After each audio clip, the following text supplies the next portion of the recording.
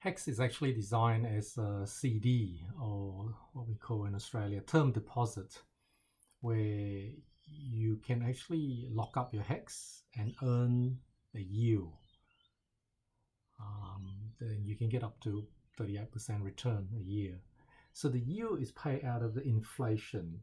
So there's 3.69% extra HEX that is minted every year.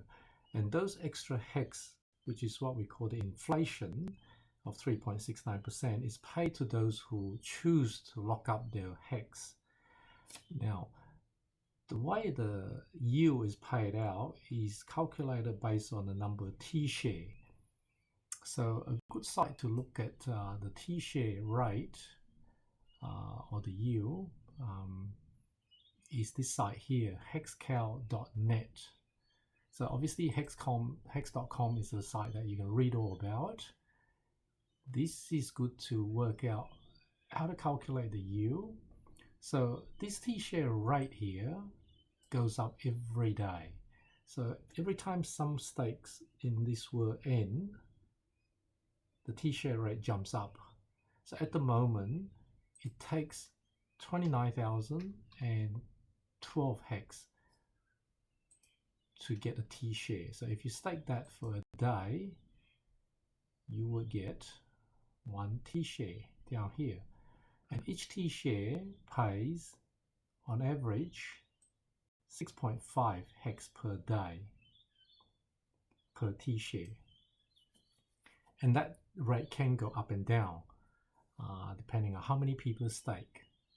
So what happens is, if everyone stake, then if everyone stake for the same duration, then everyone get 3.69%.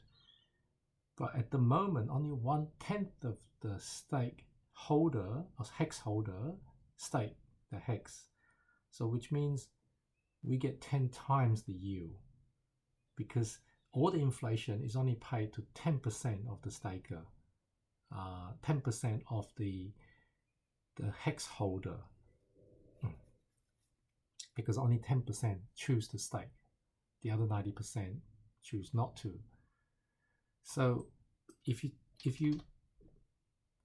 stake it longer, say for a year, you find that your T-share jumps up to 1.2 for the same number of HEX that you stake, which is 29,012.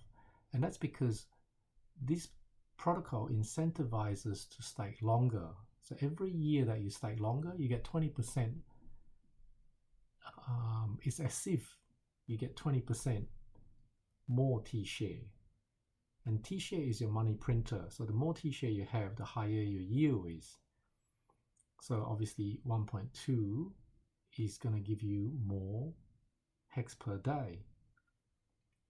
And you can see that if you stake for a day, your yield, effective yield, APY, which is a year, is 8.18%. But if you do it for a year, turns it to 1.2 T-share, 9.81%. Now every year that you increase, it goes up by 20%. So if you go 10 years, you would get 20% by 10 is 200% plus the original one, you get 3 T-share. 3 T-share, you're going to get a yield of 29.3%. Now that's based on the coin count. On today's price, it's going to have that sort of yield. But if that price went from half a cent to 1 cent, then the yield jumps up in USD. In USD value, it jumps up to 73.5%. So as you can see, the longer you hold it, the USD value is increasing quite dramatically. Now, the maximum you can go is actually 5555, which is about 15 years. So you find that the number of T-share still remain 3, but why would you stake it much longer?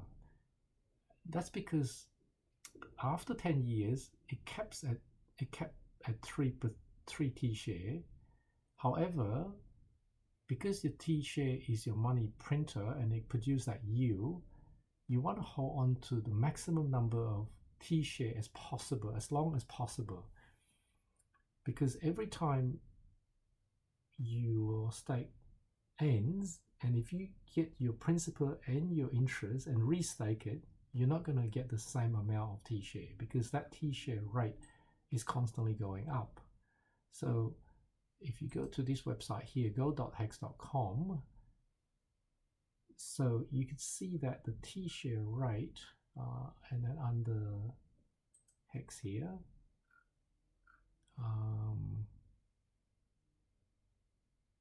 you could see that the T-share rate, well, you can't see here, but this is the price of T-shares. The price of T-share goes down because the value of Hex can go down, but the T-share rate never goes down.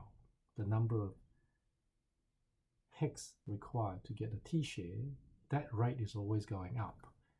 And then the payout, even though it's hovering around the 6 mark, but sometimes if somebody emergency end stake, they pay a big penalty, and those penalty is paid out to those people who still remain in the pool. That's why sometimes it can jump up to 24 or close to over 10 in those days. And you can see the payout here, see, like today here, 13.49, day 13.49, the payout per T-share is 10.785. So the APY for today has jumped up dramatically. And you can stake on both Pulse Chain and Ethereum mainnet. So the reason why Pulse Chain was created was because the fee on Ethereum mainnet was too high, and it just cost too much to end, especially a long stake. So that's why this Pulse Chain was created. So that's the working of this hex.com. So say if you want to do this, well, I haven't got any, but say you can choose, you can choose when you want to end your stake. So ideally, I like to choose it on one's birthday, because then every year you could do what we call a ladder stake. So every year the stake will end, and you can have two a year as well. You can have one on your birthday, and then maybe one, say June maybe the 24th, because what happened is when that ends, or the 25th, you've got 2 weeks to end the stake. So you can end either in this financial year. In Australia, our financial year ends at 30th of June. So you can end either in 30th of June, before the 30th of June, or after the 30th of June. So you can choose to end your stake either this financial year or next financial year, for tax reason. So that's a good way to do it. So you can do your stake here, and then it will appear like this. So as you can see, even though I'm trying to get, I'll put in the same principle here, see the same amount of Hex, but because of the duration difference, I get different T-share. See, obviously the longer it goes, this one ends, okay, this one ends much later. So for the same amount of principal, T-share goes up based on the duration. And those are the yield. And you can see that the yield has also changed due to the number of T-share as well. So when the stake expire,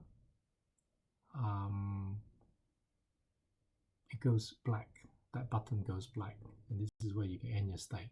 But you probably don't want to end it here because now you can mint Hedron. So you go to this website, app.icosa.pro. You can actually, when the stake ends, you can actually mint your Hedron first, and then end your stake.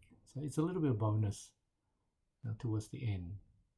So this is how you can use this protocol to get a yield every month, or even every quarterly or twice a year. And this is one way we can enjoy the inflation of this token. So have a read on this, on this website and also on this site, because this site has a lot of good links as well. Have a read through some of these and understand how this protocol work. This is the second largest banking product. CD is the second largest banking product. The largest is lending. So term deposit or CD is the second largest banking product. So it's something that decentralized finance product is now replacing a CD product that is in the real world, based on paying out inflation to the people who choose to lock up their coin. So I hope this is useful. Thank you very much.